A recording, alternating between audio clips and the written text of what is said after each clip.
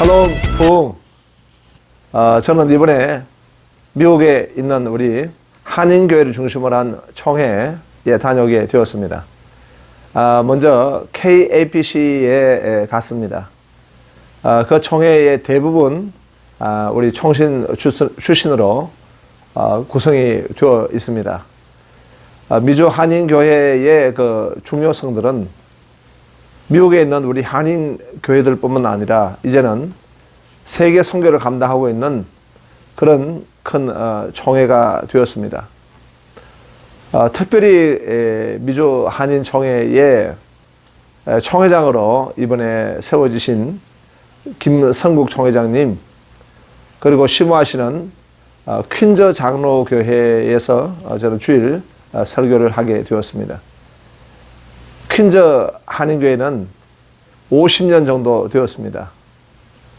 뉴욕에 있는 우리 미주 한인들 중심으로 해가지고 섬겼는데, 정말 귀한 비전은 이제 그 한인들은 조금 이주가 되어지고 거기에는 중국인들이 많이 이렇게 이주하게 되었습니다.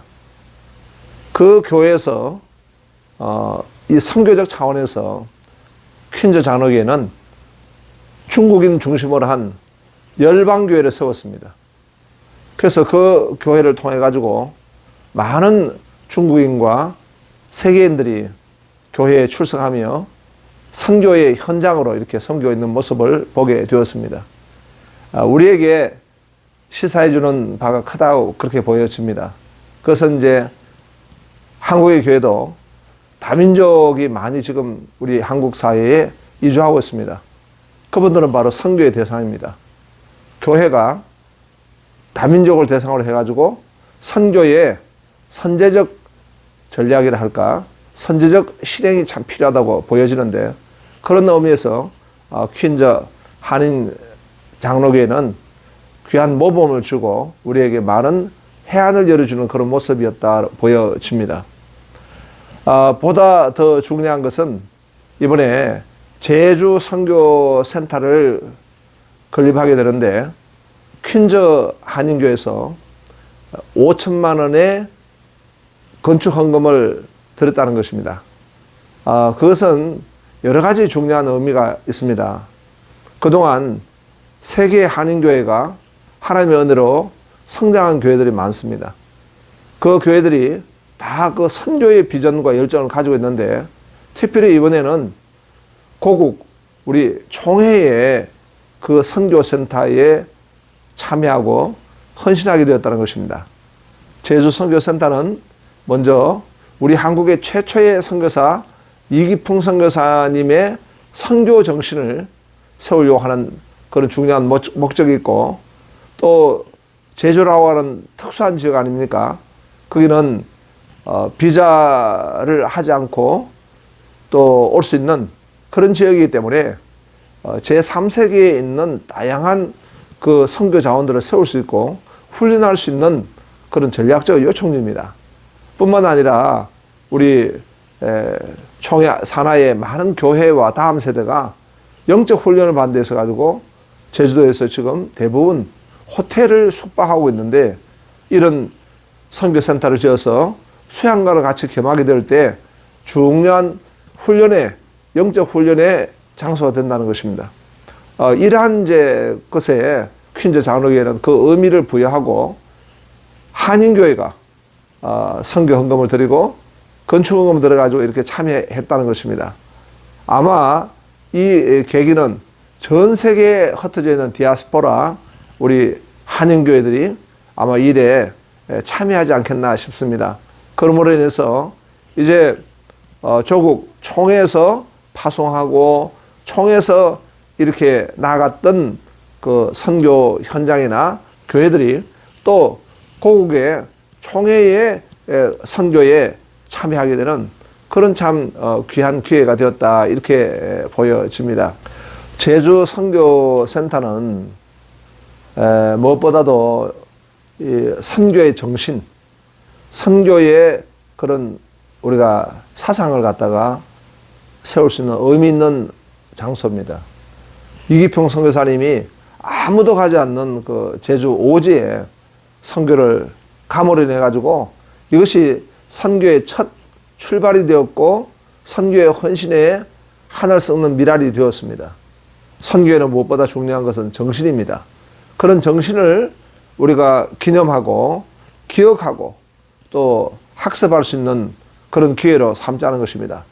또한 우리가 비둘기같이 순결하고 뱀같이 지혜로라 예수님 말씀하셨는데 그런 지혜와 전략적 입장에서 볼 때에 지금 제3세기 공산권이라든가 회교권에 있는 많은 그 선교의 자원들이 현장에 가서 우리가 훈련할 수도 있겠지만은 그분들을 오히려 무비자 지역인 이 제주도에 오게 함으로 해가지고 그곳에서 집중 단기간으로 훈련을 받아가지고 재파송할 수 있는 그런 훈련의 요청지라는 것입니다. 요즘은 이제 전 세계가 그야말로 글로벌 네트워크 시대이기 때문에 우리가 가서 하는 선교도 중요하지만은 현재 있는 선교사를 불러가지고 훈련하는 선교가 너무나 중요합니다. 이럴 때에 우리 대한민국의 다른 지역보다도 제주도는 일정 기간 무비자로 들어올 수 있는 그런 지역이고 또 관광의 특구이기 때문에 해외에 있는 사람들이 얼마든지 들어올 수 있는 것입니다. 우리가 가서 훈련하는 것도 중요하겠지만은 그분들이 들어와가지고 이 제주에서 훈련을 받으면은 오히려 선교에 아주 중요한 자원으로 파송할 수 있다는 그런 의미를 가지고 있는 것입니다. 그렇기 때문에 이번에 제주 선교센터에는 제주 기념교회도 세우겠지만은 바로 선교센터를 세워가지고 이런 일을 감당하고자 하는 예수교 장로회 총회가 샘플안에서 개최가 되었습니다. 저는 이제 그 총회에 참여하면서 세계 예수교 장로회 총회가 특별히 다음 세대의 선교의 자원을 많이 세우고 있고 세계 선교에 적극적으로 참여하고 있다는 것입니다. 이러한 것을 볼 때에 우리가 미주에 있는 한인교회 총회가 얼마나 중요하냐라고 하는 것을 느낄 수가 있습니다. 그것은 무엇보다도 미국에 있는 그 한인 사회의 디아스포라 되어 있는 우리 민족에게 복음을 전가하고 세우고 그들을 선교의 자원으로 세운다는 것입니다. 그런 의미에서 굉장히 중요한 의미를 가지고 있습니다. 또 하나는 지금 미국 사회나 유럽 사회가 가지고 있는 가장 큰 지금 진통은 무엇입니까? 그럼 바로 동성애 문제입니다. 제가 샌프란에 갔을 때 온 천지가 레인보우 퀴어 축제 그리고 동성애로 뒤덮여 있었습니다. 미국 사회가 지금 너무나 무너지고 있습니다. 이럴 때에 미국의 교회조차 동성애를 인정하고 그런 교단들이 많이 지금 있습니다. 이럴 때에 한인교회들은 대부분 그 부분에서 명확한 태도와 그런 입장을 가지고 있습니다. 절대 동성애를 받아들일 수 없다는 것입니다. 그래서 미국의 교단에 소속했던 한인교회들이 그 교단에 탈퇴하는 그런 많은 일들을 보게 됩니다. 그럴 점에 한인 총회들은 그 부분에서 명확한 그 입장을 가지고 있고 더욱이 우리 개혁신앙을 가지고 있는 장로교 총회들은 그 일에 있어 가지고 분명한 입장을 가지고 있습니다. 그러므로 인해서 우리가 하나님의 말씀을 지키고 복음의 순결성을 지키고 그리고 선교의 그런 분명한 열정들을 가지고 있다는 의미에서 우리가 미국에 있는 우리 한인 총회들 격려하고 더욱 우리가 깊이 같이 동역해야 되리라 그렇게 보여집니다. 이번에 브라질 장로교회에 방문을 하게 되었습니다. 브라질 장로교회는 우리 총회와 개혁주의 신학을 함께하고 있습니다. 우리 한국보다도 브라질은 먼저 그 개혁주의 신학을 받아들였던 것입니다. 그래서 이제 이 브라질 장로교회가 처음에는 통합측하고 이렇게 교류를 했습니다. 하다가 WCC 문제를 보면서 브라질 장로교회 총회가 분명한 신학적 입장을 취함으로 인해서 우리 합동척 총회와 교류하게 되었고 함께 동역을 하게 된 것입니다. 이럴 점에 이번에 참 의미가 있는 것은 우리가 세계교회교류협력위원회로 MOU도 하고 또 전세계교회와 네트워크를 하고 있지만은 이번에 107회기에는 세계개혁주의 협의회가 구성이 되었습니다. 그것은 세계에 있는 교단들 가운데서 특별히 개혁주의적 신학적 입장을 가지고 교류하고 함께 비전을 공유하고자 하는 그런 활동이라 보여집니다. 그런 의미에서 이제 브라질 장로교에 가서 이 MOU를 체결하게 된 것입니다. 브라질 장로교회는 교인 수만 하더라도 한 100만 명 정도 되는 큰 교단입니다. 그리고 맥켄지 대학을 중심으로 한 대학교를 비롯한 학교가 한 200개 정도 되고 있고요. 맥켄지 대학은 우리 한국에 있는 연세대학과 같은 그런 위치에 있습니다. 분교까지 합하면 학생 수가 한 10만 명 되는 그런 명문 대학입니다. 그 학교들을 이 지금 브라질 장로교회가 소유하고 있는 것입니다.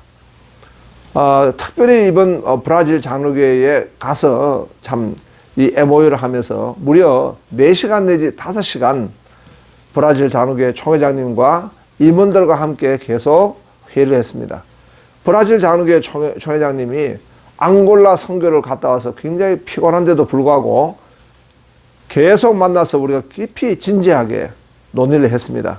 그것은 전 세계에 있어서 개혁주의 신학을 받은 복된 교단인데 우리가 힘을 합쳐서 세계 선교의 귀한 파트너가 되고 서로 협력을 해야 될 것이다 라고 하는데 의견의 일치를 보고 구체적인 MOU를 하게 된 것입니다. 그 MOU는 먼저 쌍방의 교단이 서로 함께 기도하고 그리고 강단을 교류하고 그리고 또 함께 선교로 나아간다는 것입니다. 그런데 보다 중요한 것은 우리 107회에서 샬롬 부흥운동을 했습니다. 샬롬 부흥운동은 먼저 이 샬롬 축복 전도를 통해 가지고 전국에 3,000명의 훈련을 받았고 1,500개 교회가 일제히 같이 전도하는 그런 이제 역사를 이루었습니다. 계속적으로 지금 샬롬 축복 전도를 하고 있습니다. 아울러 샬롬 부흥 세븐업 세미나를 통해 가지고 우리가 7가지를 업을 하자는 것입니다. 개혁주의 신학을 업을 하자. 그 다음에 예배를 업하자. 그리고 공동체, 이 소그룹 공동체를 업하자. 그리고 양육의 시스템을 업하자.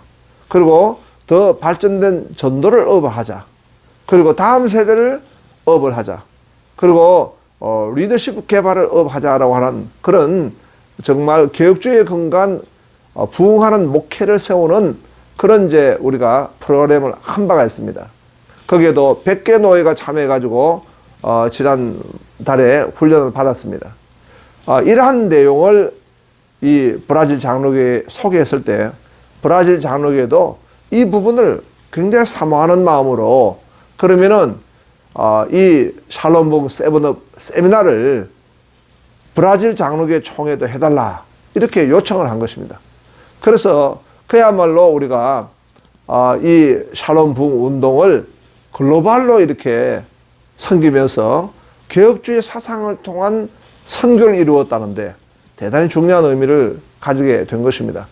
그래서 이 샬롬 부흥 세븐업 세미나의 교재는 성도를 양육하는데 평균 한 2년 반 정도 되는 그런 커리큘럼을 가지고 있는 양육 시스템인데 이것을 선교 현장에 최적화를 해가지고 앞으로 30과 그러니까 3권을 가지고 1년 분량으로 양육을 해서 그 교회를 세우고 성도를 세울 수 있는 이런 시스템을 지금 준비하고자 합니다. 그래서 이 양육 교재를 브라질에 사용하는 포르투갈어로 전부 번역을 해서 그곳에서 함께 목사님들을 훈련할 수 있는 그런 기회를 가지게 되었습니다. 내년 10월 달에 우리가 브라질에서 그런 이제 선교를 하게 될 것입니다. 이랬을 때에 그동안 이제 우리가 선교에 있어 가지고는 교회를 건물을 세운다든가 또는 어떤 외형적인 어떤 선교를 많이 구축하거나 했습니다. 또 신학교를 세우거나 교회를 세우거나 다 필요한 일입니다. 그러나 아울러서 더 중요한 것은 바로 그 교회의 목회를 세우고, 다시 말하면은 처치 플랜팅을 하고자 한다는 것입니다. 교회를 세우고 교회 안에서 이루어질 수 있는 그런 영적인 부분을, 신학적인 부분을 바르게 세워서 실천적으로 실행하게 만드는 그런 이제 일을 진행하고자 하는 것입니다. 이럴 때에 이제 브라질이 만일 그것이 되어진다면은 이제 전 세계에 있는 우리 한인교회라든가 아니면은 세계 선교 현장에도 이게 계속 적용하고 확대해 나가려 보여집니다. 그야말로 우리 개혁주의 신학의 수출이고 개혁주의 신학의 근간 교회가 부흥한다는 것입니다. 이번에 브라질 장로교 총회장님과 임원들과 우리 깊이 공감하면서 일치했던 내용이 뭐냐 하면 개혁주의 신학과 부흥입니다. 일반적으로 생각할 때 부흥하면은 오순절이라든가 또는 어떤 잘못된 신학을 가지고 있는 그런 쪽에서 부흥한다, 이렇게 지금 전 세계 현장에서 많이 말을 하고 있는데요. 개혁주의 신학은 부흥하지 않는다, 이런 지금 통념도 있는 것입니다. 그렇지 않다는 겁니다. 바른 신학이 바른 부흥을 할 수 있다 라고 하는 것을 이번에 우리 107회기 총회에서 실천했고, 그 내용을 이제 브라질 장로교회가 공감하게 된 것입니다. 그래서 브라질 장로교회는 그런 의미에서 좋은 출발이 되고 앞으로 함께 우리가 선교의 비전을 세워나갈 수 있는 그런 중요한 모멘텀을 만들었다, 이렇게 말씀드릴 수 있겠습니다. 제가 미주와 또 이제 브라질 가 있는 사이에 저희 주다산교회 앞에서 데모와 시위가 일어나게 된 것입니다. 데모를 하고 시위를 한 그 척에 대한 그 이해는 됩니다. 여러 가지 노회 문제라든가 교회 문제를 좀 풀어야 되는데 그 해결되지 않으니까 하소연을 한다는 것이 이런 주일 예배 시간에 그런 이제 시위를 하게 된 것인데, 이러한 부분은 정말 좀 잘못된 것이라 보여집니다.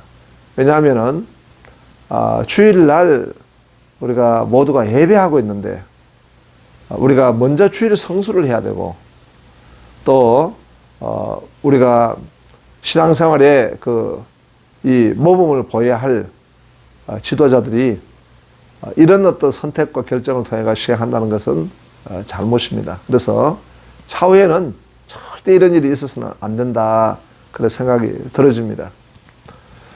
충남 노회 건은 107회기 총회에서 노회가 폐지가 되었습니다. 노회가 폐지되고, 그리고 노회 총회에서 이제 노회를 세우기 위한 후속처리위원회가 구성이 되었습니다.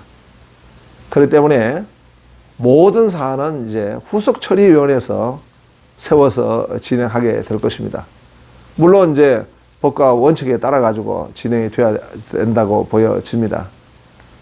그리고 이제 그 전 충남 노회 안에 소속되어 있고 구성원들이 가지고 있는 여러 법적 해석들이 있습니다. 그럼 법리적인 부분들은 총회에서 결의된 것에 대한 반하는 내용은 차기 총회에서 그것을 다시 헌의해 가지고 그 총회로부터 판단을 받아야 된다고 생각 들어집니다. 그래서 물론 이제 법적 해석에는 여러 가지 해석을 할 수가 있을 것입니다. 하지만은 그런 결의가 총회에서 결의가 됐기 때문에 또한 다른 해석과 판단도 결정도 차기 총회를 통해 가지고 이루어져야 된다, 그렇게 보여집니다. 우리 여러 관련된 우리 당사자들께서는 그런 부분에 있어 가지고 바른 법적 판단과 태도를 가지심이 좋다고 생각 들고요. 그 다음에 모든 것은 후속처리위원회에다가 맡겨서 일을 진행하고 있기 때문에 잘 논의하고 일을 만들어 갔으면 좋겠다 싶습니다.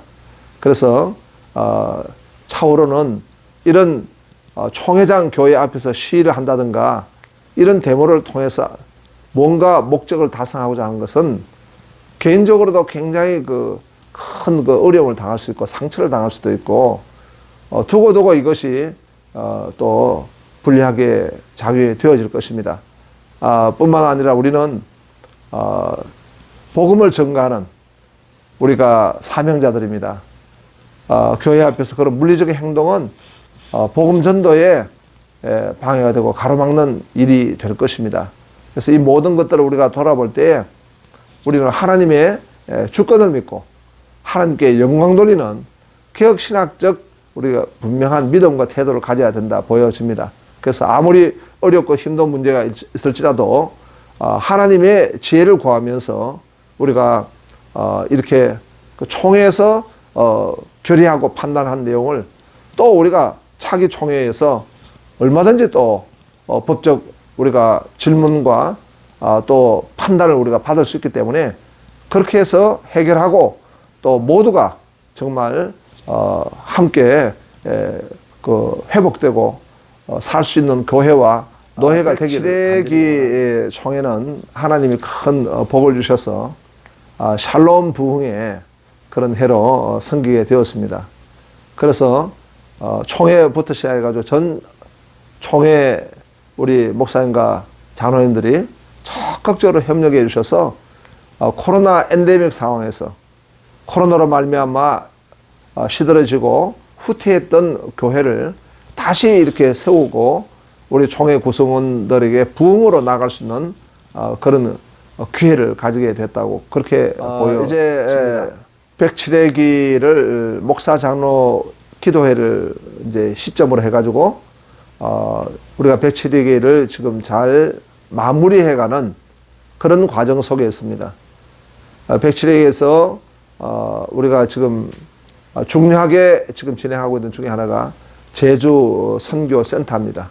제주 선교센터는 107회기에서 출발해서 108회기로 그 뒤로 이제 잘 이양해서 진행이 될 것이라고 그렇게 보여집니다.